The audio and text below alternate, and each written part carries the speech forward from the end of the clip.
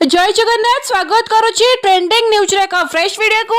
तो एबे बे जा किछि बड़ लेटेस्ट अपडेट आसुछि हम आईएमडी तरफ रु कि आसंता 3 रु 4 दिन पर्यंत शीत दिन वर्षा को नै कि वर्तमान अपडेट आसुछि कि विभिन्न वेदर फोरकास्ट मॉडल माने मध्ये आकलन करूछन्ती कि आगामी 3 रु 4 दिन पर्यंत हम ओडिसा अधिकांश जिला मानकर स्पेशली आपनकर उपकूल ओडिसा आभ्यंतरीण ओडिसा ता सहित दक्षिण ओडिसा रो मैक्सिमम जिला प्रायतः सबु जिला मानकर लाइट टू मॉडरेट बा स्वल्प मध्यम धरणर वर्षा पड़ो।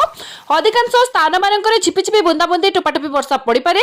मैक्सिमम स्थान मानक पाग कोहला समुद्र तटवर्ती एरिया मानक लो लाइन एरिया मानक स्पेशली आपणकर उपकूलवर्ती जिला मानक पवन बेग धीमा धीमा 20 ରୁ 30 किलोमीटर बेगर बहिबो।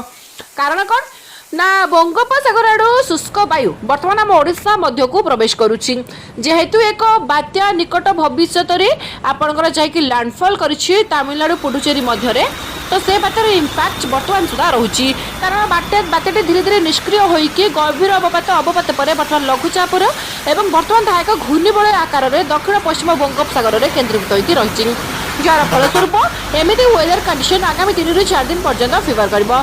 स्पेशली आपंकर देखा पाउथबे अनुभव करुवे कि शीत दिन में शीतर तापमात्रा हल्का कमी राति बेला दिन बेला ठंडार प्रकोप हल्का टिके वृद्धि पाउछि। जो एरिया मानकर कोहला पाग करुछि जो एरिया मानकर धीमा धीमा पवन बेग अधिक रही सेठी दिन बेला टिके ठंडा अनुभूत होउछि किंतु राति बेला ठंडार परिमाण कमी किंतु आगामी 3 ରୁ 4 दिन परे तामाने 7 ରୁ 8 तारिख परे आम ओडिशार अधिकांश जिला मानकरे उपकूल ओडिशा आभ्यंतरीण ओडिशा समुद्र ओडिशा एवं पहाड़िया अंचल विभिन्न एरिया मानकरे ठंडार प्रकोप खूब अधिक मात्रा रे वृद्धि पाइबो। मैक्सिमम स्थान मानकरे आपनकर फुलबाड़ी हो दारिंगबाड़ी हो कंदमाल हो कोरापुट हो मालकानगिरी नवरंगपुर रायगड़ा ता सहित आपनकर एपटे सुंदरगढ़ केन्दुझर मयूरभंज विभिन्न स्थान मानकरे पारद 10 डिग्री तलकू खसिबो। स्थाने स्थाने आपनकर कोयडा हो किंबा आपनकर दारिंगबाड़ी हो फुलबाड़ी हो कंदमाल विभिन्न स्थान मानकरे मध्य 4 डिग्री 5 डिग्री पर्यंत तापमात्रा ह्रास होई पारे। हल्का तुषारपात हेबार मध्य संभावना रहिछि। हाड़ भंगा जाडर संभावना आगकू रहिछि। ए वर्षा परे आउ एते बड़ वर्षा हबो नाही कि आम ओडिसा रे जलबंदी परिस्थिति सृष्टि होबो किंबा कोनोसी नष्ट होई जिवो सेमिति जमारू हेबो नाही। किछि मात्रा रे अमल हेबाकू थिबा आउ अमल हेइतिबा फसल नष्ट होई पारे। जो जिला मानकरे वर्षार संभावना रहिछि धान फसल हो किंबा आपणकर शीत दिनिया जो पनीपरिबा वर्तमान जो बाहरिबा समय शीत दिनिया पनीपरिबा हो ए सब मध्य नष्ट होई पारे। आपण माने समस्त जमते जानती शीत ऋतु चलीथिले मध्य बाजार रे वर्तमान परिवार रेट निया लागिला भला लागिछि। आलूर दर तो वर्तमान चिकन रेट पाखापाखि हेबा पई बसिलाणी कारण आलू समस्या वर्तमान सारा ओडिसा रे लागि रहिछि।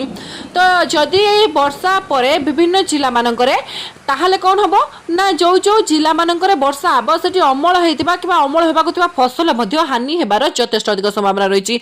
सेतबे आपण माने निहाती अलर्ट रहंतु सतर्क सचेतन मध्य रहंतु। जदि अमल हेइ सारिछि फसल ताले ताकू निश्चित भाबे घर को आनिकी घोड़े की रखंतु। अधिकांश जिला मानकरे पाग मुख्यतः सुखिला भी रहइबो। सब जिल्ला रे वर्षा हेबो नाही। 12 ରୁ 15 जिला मानकर कोरापुट मालकानगिरी नवरंगपुर रायगड़ा गजपति कंदमाल ता सहित केन्दुझर मयूरभंज बालेश्वर भद्रक जाजपुर केन्द्रापड़ा एई सब जिला मानकरे स्थाने स्थाने पाग कोहला रहिबा सहित झिपिझिपि बुंदाबुंदी वर्षा होई पारे। सेति आपण माने निहाती सतर्क सचेतन रहिबे। आपण मानक एरिया मानकरे वर्तमान पाग केमिति रहिछि निहाती गोटे कमेंट रे लिखंतु कारण ओडिसा रो को जगह रे को जिला मानकरे पाग कोन अछि आमे वीडियो माध्यम रे जानि परिबा। तो वीडियोटी भल लगी समस्त पाखक शेयर करंतु। चैनल रे नुआ थिले चैनल को सब्सक्राइब करंतु। जय जगन्नाथ वंदे मातरम।